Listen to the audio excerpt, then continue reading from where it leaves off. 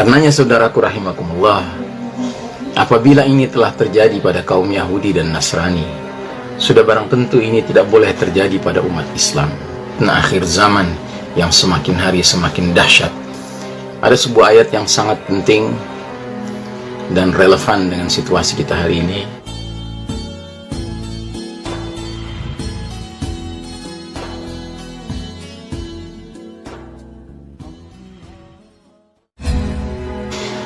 Hadirin jamaah rahimakumullah, ada sebuah ayat yang sangat penting dan relevan dengan situasi kita hari ini, yaitu surah At-Taubah ayat 31.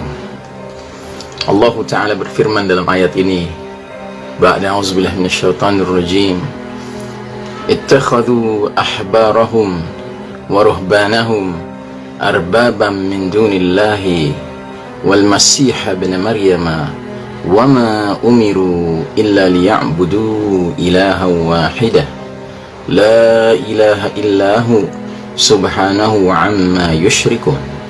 Artinya, mereka ahli kitab telah menjadikan orang-orang alimnya dan rahib-rahib mereka sebagai arbaban min dunillah, Tuhan-Tuhan selain Allah.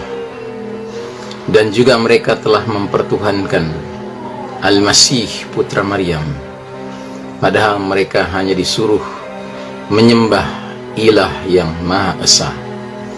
Tidak ada ilah yang berhak disembah selain daripada Dia.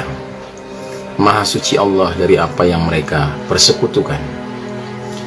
Saudaraku rahimakumullah, ayat ini menggambarkan betapa di kalangan ahli kitab, baik kaum Yahudi maupun Nasrani, para orang-orang alim mereka, para pendeta, para pastor, para rabi mereka telah diperlakukan sedemikian mulianya, sedemikian sucinya, sampai ke tingkat mereka ini disebut di dalam ayat ini menjadi arbaban min dunillah, menjadi Tuhan-Tuhan selain Allah. Dan sewaktu ayat ini dibacakan Nabi Muhammad sallallahu alaihi wasallam, ada seorang bernama Adi bin Hatim radhiyallahu an, seorang sahabat yang tadinya Nasrani. Dia langsung bertanya-tanya, ya Rasulullah,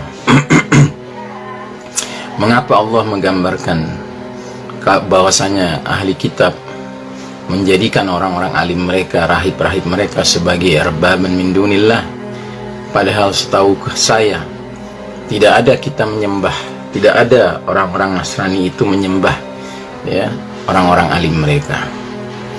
Maka kata Nabi Muhammad sallallahu alaihi wasallam, bukankah bila mana orang-orang alim dari kalangan kaum Nasrani menghalalkan sesuatu yang Allah haramkan di dalam kitabnya, maka kemudian umat ikut menghalalkannya.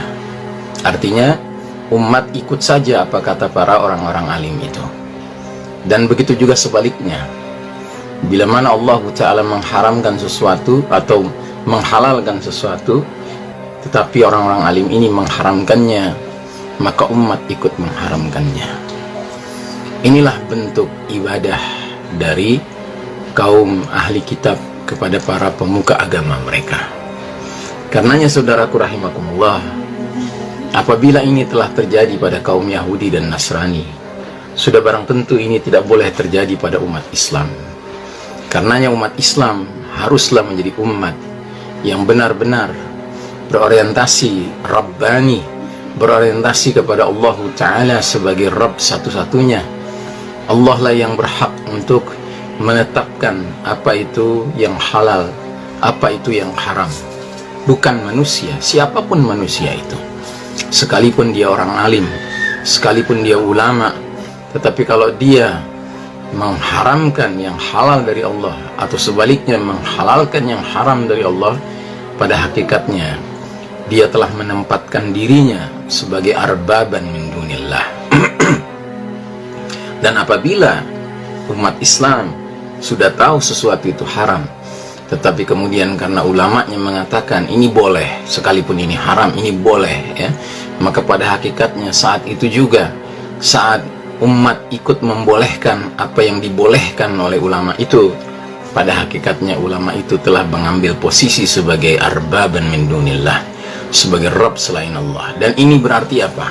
Ini berarti umat telah terlibat dalam dosa syirik, dosa mempersekutukan Allah Ta'ala, ya. Dan justru karena itulah, ya, maka disebutkan di dalam ayat ini, diabadikan dalam ayat ini, bahwa inilah titik yang menyebabkan dimurkainya kaum Yahudi, disesatkannya kaum Nasrani, dikarenakan mereka memperlakukan, ya, orang-orang alim mereka seolah-olah can do no wrong, tidak bisa berbuat salah, ya.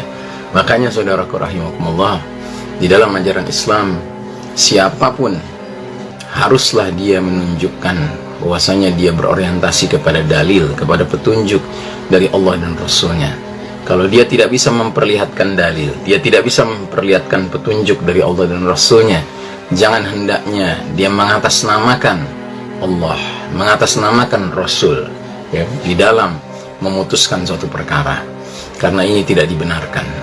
Di dalam ajaran Islam, kepatuhan kita kepada Allah dan Rasulnya sifatnya sudah mutlak, tidak ada tawar-menawar. Sedangkan kepatuhan kepada selain Allah dan Rasulnya, semuanya kembalinya kepada kepatuhan akan Allah dan Rasulnya. Saudaraku rahimakumullah, mudah-mudahan kita menjadi umat yang merdeka, umat yang benar-benar berjiwa tauhid, muwahhid, ya, karena pada hakikatnya itulah yang memuliakan kita, itulah yang menyebabkan kita menjadikan hanya Allah Ta'ala sebagai ilahan wahidan, dan itu yang meninggikan posisi kita di mata Allah Subhanahu wa Ta'ala. Mudah-mudahan Allah Ta'ala melindungi kita semuanya dari fitnah akhir zaman yang semakin hari semakin dahsyat. Wassallallahu ala nabiyyina Muhammadin wa ala alihi wa sahbihi wasallim tasliman, walhamdulillahi rabbil alamin. Wassalamualaikum warahmatullahi wabarakatuh.